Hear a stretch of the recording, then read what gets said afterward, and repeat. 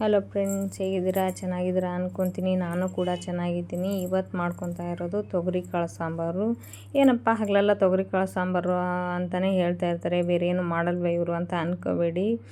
ಹಿಂದಿನ ಲಾಗಲ್ಲಿ ಹಾಕಿರೋದು ತೊಗರಿ ಕಾಳು ಸಾಂಬಾರು ರೆಸಿಪಿನೇ ಬೇರೆ, ಇದೇ ಬೇರೆ. ಇದು ಯಾವ ಥರ ಮಾಡ್ಕೊತೀನಿ ನೋಡ್ಕೊಳ್ಳೋಣ ಬನ್ನಿ. ಒಂದು ತಟ್ಟೆಯಲ್ಲಿ ಕಾಯಿ ತುರಿದಿಟ್ಕೊಂಡಿದ್ದೀನಿ, ಒಂದು 3 ಟೊಮೆಟೊ ಕಟ್ ಮಾಡಿ ಇಟ್ಕೊತಾ ಇದ್ದೀನಿ, 1 ಈರುಳ್ಳಿ ಹಾಕ್ಕೊತೀನಿ, ಸ್ವಲ್ಪ ಕೊತ್ತಂಬರಿ ಸೊಪ್ಪು, ಒಂದು ಸ್ವಲ್ಪ ಬೆಳ್ಳುಳ್ಳಿ ಬಿಡಿಸಿಟ್ಕೊತಾ ಇದ್ದೀನಿ. ಅದಾದ ನಂತರ ಒಂದು ಮಿಕ್ಸಿ ಜಾರ್ ತಗೊಂಡು ಮಿಕ್ಸಿ ಜಾರಿಗೆ ಏನೆಲ್ಲ ಹಾಕ್ಕೊತೀನಿ ನೋಡ್ಕೊಂಡು ಬನ್ನಿ.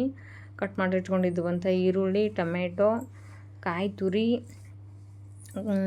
ಬೆಳ್ಳುಳ್ಳಿ, ಕೊತ್ತಂಬರಿ ಸೊಪ್ಪು, ಉಪ್ಪು, ಖಾರದ ಪುಡಿ ಹಾಕಿ ಮಿಕ್ಸಿ ಮಾಡಿ ಎತ್ತಿಟ್ಕೊಂಡ್ಬಿಡ್ತೀನಿ. ಅದಾದ ನಂತರ ಇಲ್ಲಿ ಒಗ್ಗರಣೆಗೆ 1 ಈರುಳ್ಳಿ ಕಟ್ ಮಾಡಿ ಇಟ್ಕೊತಾ ಇದ್ದೀನಿ, 2 ಆಲೂಗಡ್ಡೆ ಹಾಕ್ಕೊತೀನಿ.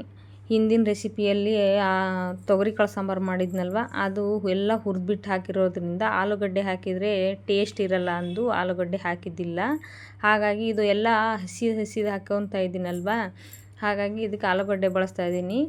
ಅದಾದ ನಂತರ ಒಂದು ಪಾತ್ರೆ ಇಟ್ಟು ಪಾತ್ರೆಗೆ ಎಣ್ಣೆ ಹಾಕಿ ಸಾಸಿವೆ, ಜೀರಿಗೆ, ಬೆಳ್ಳುಳ್ಳಿ, ಈರುಳ್ಳಿ ಹಾಕಿ ಚೆನ್ನಾಗಿ ಫ್ರೈ ಮಾಡ್ಕೊತಾ ಇದ್ದೀನಿ ನೋಡಿ. ಅದಾದ ನಂತರ ಇದು ಚೆನ್ನಾಗಿ ಮಿಕ್ಸ್ ಮಾಡ್ಕೋಬೇಕು.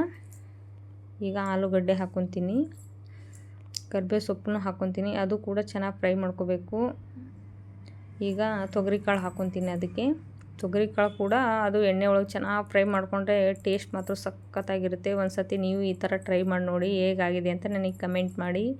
ಇಲ್ಲಿ ಸ್ವಲ್ಪ ಗರಂ ಮಸಾಲ, ಸ್ವಲ್ಪ MTR ಮಸಾಲ ಬಳಸ್ತಾ ಇದ್ದೀನಿ. ಅದು ಹಾಕಿ ಚೆನ್ನಾಗಿ ಫ್ರೈ ಮಾಡ್ಕೋಬೇಕು, ಅದು ಕೂಡ ಎಣ್ಣೆ ಒಳಗೆ.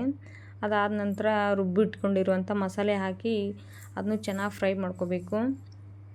ಎಣ್ಣೆ ಬಿಟ್ಕೋಬೇಕು ಮಸಾಲೆ ಕೂಡ. ನೋಡಿ ಯಾವ ಥರ ಅಂತ.